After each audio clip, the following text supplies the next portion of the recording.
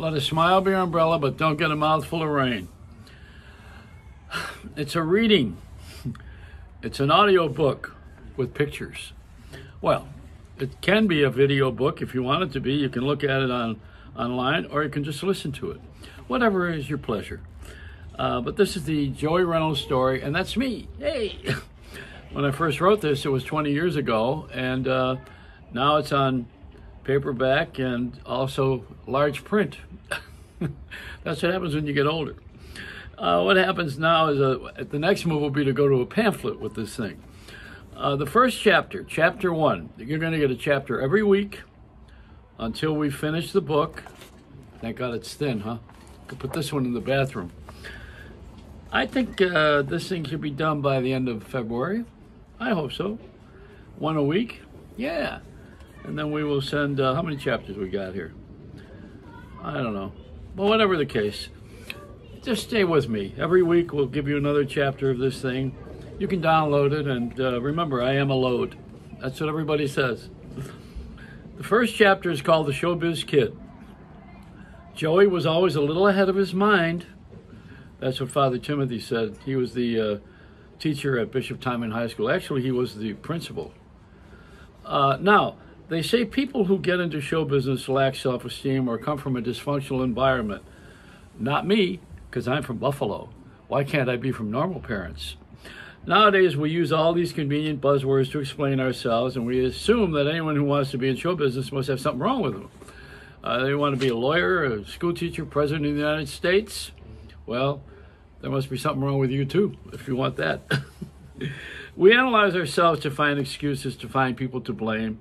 We never seem to analyze ourselves to find the good. Instead of looking for people to blame for who we are, we should celebrate who we are and what makes us unique. Even a guy like me who's been addicted to drugs and alcohol, fired more times than I can count, divorced, humiliated, cheated, I can find a reason to celebrate, even though. I've tried to learn from my mistakes and his misfortunes, and I realized that without them, I wouldn't have been able to experience the joys and the wonders of life. And then I must admit there have been plenty of those. So despite what pop psychologists would have you believe, each person in show business comes from a different place, has a different goal, and takes a different journey. It's like fingerprints and snowflakes. We're all different, all just trying to fulfill the saying, "To thine own self be true." That was Shakespeare. I was lucky I learned that saying early, but it took me a little longer to realize that I could be true to others at the same time. As a kid, I realized I was different. I was always very Hollywood, which is not a good thing when you're in Buffalo, although it's not quite as bad as being in Hollywood and going very Buffalo. The people in Buffalo are average folks. You know, they get up every morning and have cornflakes. They read the obits to see if they're still there. My family lived in a poor neighborhood. My mother came to America from Italy, and my father was a fighter, a middleweight. He was a Golden Gloves champ before I was born. He was very strong and handsome and rugged, and he made my mother swoon. After they got married, my dad went to work as a laborer in the steel plant. My grandfather was in management there. One time, the laborers, including my father, went on strike. My grandfather and my father didn't speak for 14 years because of that. It was a ridiculous family feud because it was about business, not family. But in the 40s, Republic Steel was the community. It was Buffalo. So my father became bitter about my dad. My grandfather became bitter about my dad. We lived 3 doors away from Grandpa, and we kids were not allowed to speak to him. And he wasn't particularly warm and friendly with us. All I remember about him was that he used to send me out to a tree to get a twig, and then he would whittle it down and spank me on the ass with it. That was his idea of being affectionate. Over the years, my dad made his living as a steel worker, a taxi driver, and eventually he owned a restaurant and junkyard. He drank beer and played cards. He was an average Joe, and my mom was a housewife. Completing the family portrait were my 2 sisters. Naturally, I felt they were always treated better than I was. With my mom and my sisters, the females outnumbered the males in my family, so the toilet seat was always down. Now that I have 2 daughters, I still have the same thing. Despite sibling rivalries, my older sister Anna was my hero. She protected and defended me. She used to beat up the neighborhood kids when they picked on me. We were the last white family in a black neighborhood, and I was always at the center of attention. Kids on the block would tease me, and I'd fire back with wise-ass remarks, and then the fists would fly. That's when my sister would come to the rescue. She was the fighter that my dad wanted me to be. When I was 12, I found out by accident that Anna was my dad's stepchild. She was my mother's daughter from an earlier marriage, which I knew nothing about until one day when I went poking around in my mom's cedar chest. They used to have those in those days, and save that for the next person who was going to get married in the family. I was poking around the mom's cedar chest and saw the papers. I was devastated. I was numb. I wanted to deny it because of course I never said anything to my mother. I asked my sister about it, but she pretended it wasn't true. Then she was protecting me in a different sort of way. Time was that family members would protect each other from sort of impropriety, which is what a divorce was considered back then. In those days, kids were under the witness protection program. The parents protected their kids out of kindness, but it could be a mistaken kindness. Now, of course, there are no family secrets. Sometimes it's a good thing. Putting things in the light and discussing them leads to greater love and understanding. But too often today, by telling our kids everything, we probably tell them too much, and we do it on Jerry Springer or Dr. Phil. Dad used to drag me into all the fights, which I wasn't interested in. I hated watching people beat each other up. I saw enough of that in our own neighborhood. Didn't like blood. That's why I didn't become a doctor, I guess. But he always wanted me to be in the fights. The way I see it, whenever you push somebody in one direction, kid's going to pull in the other. But more than trying to push me toward becoming an athlete, my parents tried to pull me away from show business. They didn't want me to be in show business in any way, shape, or form. That, of course, was all the encouragement I needed. Eat at Joey's? Well, that was my father's restaurant. After he worked at the steel plant, my father owned a restaurant. It was called Joe's Diner. What else? How clever. It was a little greasy spoon that served regular working folks. And since my dad was a former boxing, sports people would come and go and drink coffee and talk to him about the fights and the day's games. And my relatives would come over and play cards during the slow time between lunch and dinner. The eating wasn't fancy, but my dad made great turkey and other roasts. Naturally, my father made the turkey at Thanksgiving every year. He was diligent about it. He would stand over the bird, basting it religiously every 10 minutes for hours. Remember when they used to put them in paper bags? You had to cook a turkey for 10 hours. We didn't use aluminum foil back then either. There was no Reynolds wrap. There was no Reynolds name. Now things have changed. You just throw the bird in plastic and wait till that thing pops out. It's very sexual. The restaurant was time-consuming, and I came to hate it because it took my parents away from me. It seemed they were never around. I had a lot of time on my hands at home, so I'd play around in the kitchen. My mother used to call me Chef Pierre, the mad scientist, because I was always experimenting. She'd come home to find that I had some kind of food on the ceiling. I would experiment with whatever there was in the kitchen. That's how I came to make the cheesecake I sold at Bloomingdale's and the Home Shopping Channel. I was trying to make a key lime pie, but there wasn't any condensed milk, so I wound up making a key lime cheesecake because we had cream cheese. I was fearless. I made that for church too, because the food was dreadful at church. You know, they always use too much sugar, and I don't know who wants that pudding that they make. When I was growing up, we made no connection between diet and health. Of course, it's all changed now, and one of my daughters is a vegetarian. I respect that. So last week when I made turkey for everybody, I also made a vegetarian lasagna for her. I used all organic vegetables and tofu, which takes on the taste of anything it's next to. So don't put it too close to your mother-in-law or your sock drawer. I got even more encouragement from the priest at Bishop Time in high school. The priest gave me a hard time because I wasn't disciplined. The church was, and still is, very narrow and rigid, though a lot of kids find comfort in the discipline. Not me. I didn't like algebra, probably because the numbers are disciplined. I didn't like Latin. I always wanted to create, that's why I stay out of Starbucks.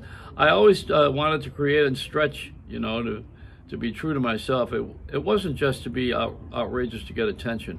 I wanted to express myself a little, do some things my way, and of course that created a conflict.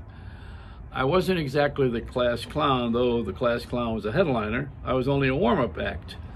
But I had a very active imagination, and he was always trying to create a scene. And bright ideas were always coming to me. This is like a sidekick, like I have with Jay Sorensen. I was the sidekick in school. There was a time I opened an amusement park in my backyard. I dug holes and pushed kids around in wheelbarrows. It didn't take much to entertain kids back before Barney and video games. The park was successful, so I took it one step farther. I built tents, showed movies in my garage, and charged admission to get in. And then I was on to something. When I was given a 16mm sound projector for Christmas one year, I began writing films. In those days, it was Castle Films, Frankenstein, Abbott and Costello Meet Frankenstein. I had movies and charged kids in the neighborhood to come and see them. I got in trouble, though, for it because parents didn't like me to charge their kids. I was entrepreneurial, but I wasn't a good businessman. Good businessman would make the money and not care who got upset. Isn't that the case? I guess you could say I expanded too quickly when I made a deal with the priest to use the church hall to show movies. It drew many people. It was bigger than bingo. The priest wasn't really happy about that because nobody messes with bingo. He was doing me a favor, letting me have a little fun, but he didn't realize it was going to be a big neighborhood event. Plus, I wasn't very good with the projector, so the priest had to change the reels. I was more the idea man, I guess. Things haven't changed much. So that night I learned that if you're going to draw a big crowd in a borrowed church hall, someone had better yell bingo every 15 minutes, or just to keep the tension down, or you'll lose the crowd. I hounded my parents to let me quit Catholic school and go to public school so I could learn a trade. I wanted to be a projectionist or be involved in the movie business or in some way or another. They kept fighting me, and finally I failed my freshman year at Bishop Timon High School, and after a big struggle they had to let me quit because I wasn't getting along. I went to public school where I lasted a week. The grade I went into was about a year behind my Catholic school in academic studies. Even though I flunked the same studies at Catholic school, flunking the second time around just made me impatient and frustrated. I thought I knew what I wanted to do, but all I really knew was that I wasn't learning it there. At first I thought I wanted to be a projectionist, but then I decided I really wanted to own the theater. And then I didn't want to own the theater, I wanted to make movies. Then I didn't really want to make movies. I wanted to have some sort of marketing input. But I didn't know how to say that because marketing wasn't a subject they taught in high school. Matter of fact, they didn't teach a lot of things in high school, like money. It wasn't all so tough. You know, life for a kid back then was 35 cents a day, 10 cents for Coke and a quarter for cigarettes, Marlboro. Oh yeah, and what is it, Salem? You don't smoke them, you Salem? I was going to drive-in movies with the gang and dancing in the basement to rock and roll. The school's record hops were popular too. And one night the school got Jerry Lee Lewis to perform. It was his first tour. Actually, it was a local DJ who brought Lewis to our Friday night dance for an extra fee, of course. Back in those days, the school would get 10% of the action and the DJ would get 90%. These days, it's just the opposite. For $1 a head, the DJ could pull in 600 screaming boys, plus the girls from Mount Mercy High School, who were allowed to come over on Friday to dance with us. That's as close as we got to sex. The school got his 10%, the DJ got his 90%, and Jerry Lee Lewis did the appearance just to have his records played. Back then, DJs had a lot of clout. That's when I learned it. But between school and life in our neighborhood, I still wanted more. So for another outlet, I joined the boys club in Buffalo in the neighborhood, which is what poor kids did. We had Friday night dances too. I used to play the records there. That meant I got attention. I was a fat kid that wasn't very popular with the girls easily. I performed a service and started to feel good about myself. I was gaining the respect of my friends because I was doing a job they appreciated. One day in 1956, a few friends and I took over the PA system, otherwise known as WBCB, of the Buffalo Boys Club. We broadcast news and music shows from 3 to 9 p.m. I suppose that was my first official stint as a DJ. A few years later, I went on TV, WGR Channel 2, on a Saturday dance party show. It was the precursor to American Bandstand. Every city had one. Buddy Dean was the host in Baltimore, where you saw Hairspray. That's where that came from. Clark Race was in Pittsburgh. New York City had Clay Cole. My job was to do teen news, and during the music, I got to dance in the background. I remember dancing with a black girl on TV, which embarrassed my father because white boys didn't do that back then. although we lived in a black neighborhood. The main attraction, the guy who got to dance front and center, was Mickey DeFilia. That was not considered a good show business name. He went to Bennett High School, so he started calling himself Michael Bennett. You probably know who he is. You probably heard of him. He went on to choreograph A Chorus Line, Dreamgirls, and a bunch of other Broadway shows.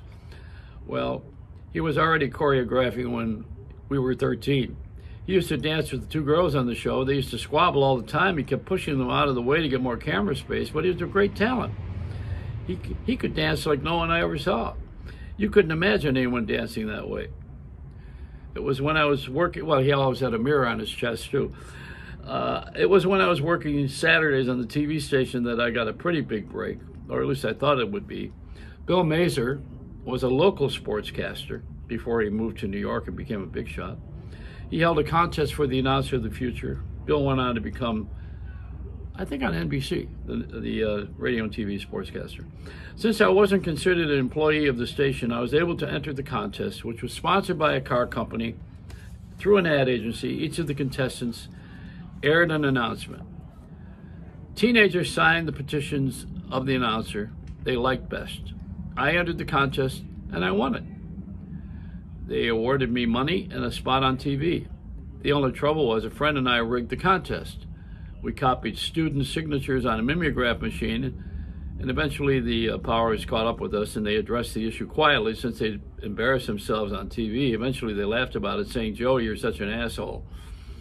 That experience should have taught me not to be a con artist, but I didn't learn then, as you'll see later. I didn't learn from a lot of the stupid tricks I pulled. They did get their money back, and I did go on to what they thought I should do, which was time sales.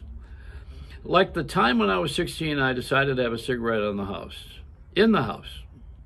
I got brave, and I pulled out my pack of Pall-Malls. That's what I was at those times. It was Pall-Mall, not Marlboro. That was the time when you rolled up a cigarette pack in your t-shirt sleeve, but you didn't do it in front of your folks. So there I was sitting next to my dad after he came home from work. He was all greasy from working in the junkyard he owned at this point. He sat, or was it the gas station? He sat on a towel on the couch so he couldn't get grease all over it, turned on the TV, put a toothpick in his mouth, and sat casually with his hands clasped behind his head. At the first commercial break, he lit up a cigarette. He smoked Lucky's. He died from smoking, and that's what it said on the death certificate, cause of death, smoking. Could have had a class action suit. I guess it wasn't such a lucky strike. Anyway, he lit up his cigarette, and I reached for my pack. I pulled out a Pall-Mall and lit it. Unceremoniously and silently, my father swung his big, strong arm across the couch and knocked the butt right out of my mouth. That was the last time I ever smoked in front of my father. But I kept smoking everywhere else. Finally, after about 20 years, I wised up and quit. I'm sober, what is it now, 40 years? My dad died from lung cancer about 10 years ago, and I told you that already. His cause of death was smoking. My mother, she was still going strong. She continues to save all the press clippings, which may be a sign she's got early Alzheimer's. She forgot I'm a pain in the ass. Well, I found cigarettes in the house the other day. They're my ex-wife's, but my 13-year-old daughter moved them to her room. An older boy is calling her. She's flunked private school and wants to go to public school now.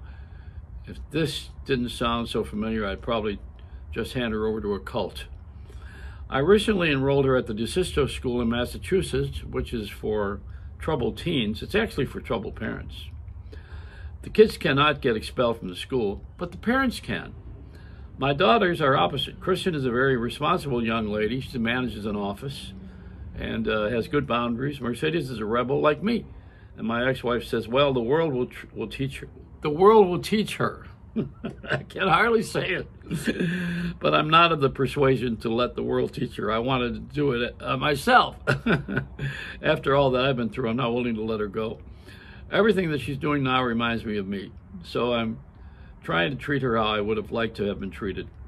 I'm trying to teach her lessons so that she'll learn them now instead of years later, the way her dad did. We learned that I have a hard time saying the word, we model. It's not easy nowadays. We're sucked into a system that has mentoring programs instead of parenting parents would rather work and pay the mortgage on a second home than raise their kids. But if you don't raise your kids, if you don't raise your children, the streets will raise them for you. Or worse, radio and television will. These days, it's probably going to come from the internet. So that's it. That's chapter 1 of the Let a Smile Be Your Umbrella book, the Joey Reynolds story. I'll be back with chapter 2, and when we get through all of this, you'll probably have a good idea that you won't want my autograph. It's a Reynolds wrap.